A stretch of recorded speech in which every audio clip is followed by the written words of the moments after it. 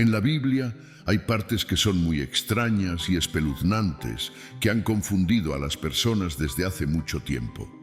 No hay recuerdo de registros de sermones en la iglesia que hayan abordado ese texto en particular. De la misma manera, no existen memorias de conversaciones con amigos o discusiones en sinagogas que hayan tratado sobre este asunto. Se trata de un texto que, con el paso del tiempo, ha generado escalofríos y ha llevado a muchos a cuestionar su presencia en la Biblia. En ocasiones, la Biblia, a pesar de ser considerada la palabra de Dios, parece contener pasajes que suscitan debates sobre su adecuación, como si fuera un libro dirigido únicamente a un público maduro. Vamos a hablar sobre un pasaje del libro de Jueces, capítulo 19. Este capítulo es un poco largo, con 30 versículos, y al inicio del capítulo dice algo importante. En aquellos días en que no había rey en Israel. Esto se repite varias veces a lo largo del libro de Jueces y sugiere que, en la época en que los eventos ocurrieron, no había un líder central fuerte en Israel como un rey. A veces lo usan como una especie de crítica, diciendo que las cosas estaban desordenadas en aquel tiempo. Esto podría significar que el autor estaba escribiendo después de que Israel tuviera reyes como Saúl, David o Salomón. Miraba hacia atrás y veía el tiempo anterior a la monarquía como una época de confusión, pero recuerda que la falta de líderes fuertes no era el único problema. La anarquía ocurrió porque la gente no estaba obedeciendo a los líderes, jueces, que Dios levantaba. Esto no significa que el autor estuviera equivocado, solo que él estaba escribiendo de acuerdo con su contexto. Dios permitió que los escritores de la Biblia expresaran las cosas a su manera, siempre y cuando el mensaje principal no se distorsionara. Cada escritor bíblico tenía su propio estilo y educación, así que la escritura reflejaba eso. Por ejemplo, alguien como Pablo, que era culto e inteligente, escribía de forma más compleja que alguien como Pedro o Juan, que escribían de manera más simple. Por lo tanto, la Biblia es una mezcla del mensaje divino con la expresión humana. Este pasaje podría haber sido escrito en un período entre los reinados de David y Salomón. Tenemos a un hombre de la tribu de Leví que trabajaba en el santuario. Estaba viajando por las montañas de Efraín y terminó llevando a una concubina de Belén. Para entender, las concubinas eran como esposas secundarias en una época en que la poligamia era común. Es decir, un hombre podría casarse con varias mujeres al mismo tiempo y tener hijos con todas ellas. Las concubinas tenían un estatus inferior al de las esposas y a veces eran incluso empleadas de las esposas. Sin embargo, tenían una vida marital con el hombre, pero sin el estatus completo de esposa.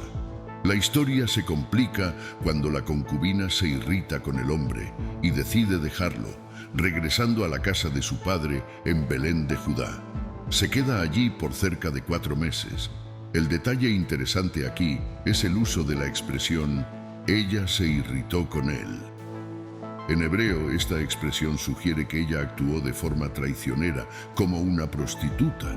Pero los traductores tienen dudas si esta es una traducción literal o una expresión idiomática.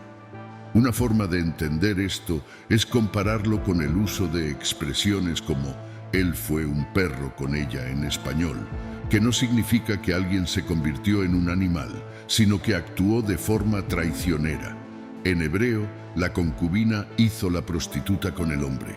No estamos seguros si ella realmente lo traicionó o simplemente lo abandonó y él se sintió traicionado. Lo curioso es que en este contexto, cuando había traición real, la mujer podía ser apedreada. Sin embargo, el hombre no hizo eso. Él fue tras ella, llevando a su sirviente y 2 asnos con la esperanza de convencerla de volver. Cuando llegó a la casa del padre de la concubina, ella estuvo recelosa al principio, pero el suegro lo trató muy bien. Al día siguiente, cuando estaba a punto de partir, el suegro insistió en que se quedara una noche más, lo cual es una práctica común en algunas culturas, incluida la del Oriente Medio. Y así, la historia continúa con este hombre quedándose por más tiempo, hasta que un día finalmente decide partir, a pesar de la advertencia de que el camino era peligroso de noche. Este detalle curioso muestra cómo algunas prácticas culturales y expresiones pueden ser diferentes en contextos históricos específicos. Después de salir de la ciudad de Jerusalén, que en aquel tiempo aún era llamada Jebús y estaba bajo el control de los gibeonitas, el hombre, su siervo y la concubina llegaron a Gibeá, una ciudad israelita. Y cuando llegaron allí, nadie les ofreció alojamiento. Tuvieron que pasar la noche en la plaza de la ciudad. En ese momento, un hombre anciano que venía de la región montañosa de Efraín, pero vivía en Gibeá, vio a los viajeros en la plaza y se acercó a ellos. El hombre anciano les preguntó de dónde eran y a dónde se dirigían. El levita respondió que venían de Belén y se dirigían hacia la región montañosa de Efraín. Es interesante notar que el hombre anciano también era de la región montañosa de Efraín, lo que estableció una conexión entre ellos, ya que en muchas culturas orientales es importante compartir información sobre la ciudad de origen y la genealogía al encontrarse con extraños, para establecer lazos de parentesco o amistad. El hombre anciano ofreció su ayuda al levita, invitándolo a quedarse en su casa.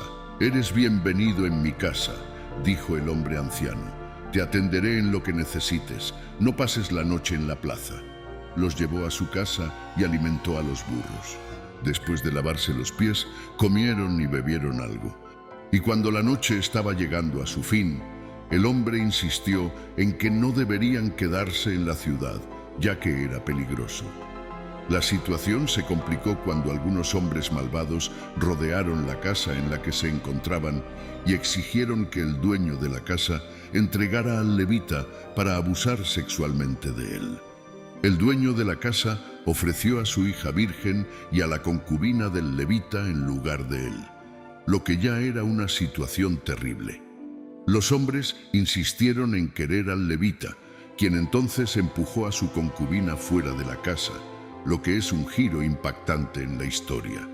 Aquellos hombres no quisieron escuchar los ruegos del levita. Él, entonces, tomó una decisión terrible. Con brutalidad, agarró a su concubina y la lanzó fuera de la casa, cerrando la puerta detrás de ella. La multitud maligna de la ciudad la rodeó y abusó de ella toda la noche, continuando hasta el amanecer. La situación de esta mujer era terrible. No podemos estar seguros si ella traicionó o abandonó al levita, pero considerando la manera en que él la trató, es posible entender por qué ella habría pensado en abandonarlo. El comportamiento del levita fue cobarde. En un momento de crisis, la empujó fuera de casa y la abandonó a su suerte. Ella debe haber sufrido terriblemente durante la noche. Cuando el día amaneció, él finalmente decidió que era hora de irse. Le dijo a ella que se levantara, pero no hubo respuesta. El levita, aparentemente sin remordimientos, la puso sobre su asno y continuó su viaje de regreso a casa. Durante el trayecto, la mujer no resistió a las heridas y falleció. La situación se volvió aún más impactante cuando el levita llegó a casa. Tomó una decisión perturbadora. Tomó un cuchillo y cortó el cuerpo de la concubina en 12 pedazos. Estos pedazos fueron enviados a todas las regiones de Israel. Este acto horrendo conmocionó a todos. La gente decía que nunca habían visto nada tan terrible desde que los hijos de Israel salieron de Egipto.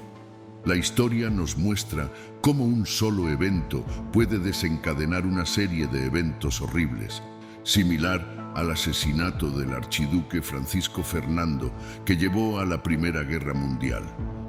La narrativa concluye con una terrible guerra civil, donde todas las tribus se levantaron contra la tribu de Benjamín, que se negó a entregar a los responsables por el acto atroz.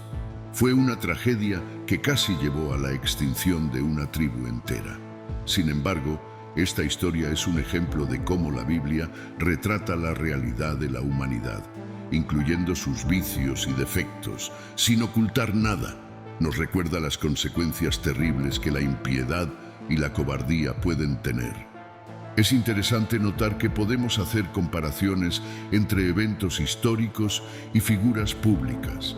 Por ejemplo, el caso de Nerón, que perdió Roma, y Juscelino Kubitschek, que después perdió Brasilia, pueden ser comparados. Esta comparación no es una mentira, sino una forma de ilustrar cómo los eventos pueden desarrollarse de maneras imprevisibles. Muchas veces miramos al pasado y hacemos comparaciones con el presente. Esto no está prohibido. De hecho, es algo que hacemos con frecuencia. La historia tiende a repetirse de ciertas maneras y los filósofos de la historia incluso creen que puede ser cíclica. En este contexto, el autor del libro de los Jueces compara la situación de Israel con la historia de Sodoma. Nos recuerda que los hebreos estaban adoptando prácticas paganas y volviéndose semejantes a Sodoma, una ciudad marcada por la impiedad y el desorden. El profeta Ezequiel también hace esta comparación en su libro. La trágica historia de la concubina nos enseña la importancia de mantener nuestro enfoque en la misión divina y evitar seguir los caminos del mundo, incluso cuando enfrentamos presiones externas. Debemos buscar la justicia sin recurrir a la venganza, ya que la venganza muchas veces genera más injusticia y violencia. Deja tu comentario y dime si ya conocías esta historia oculta de la Biblia y qué tipo de reflexión puede traerte. Dale like, comparte y suscríbete. Gracias y hasta la próxima.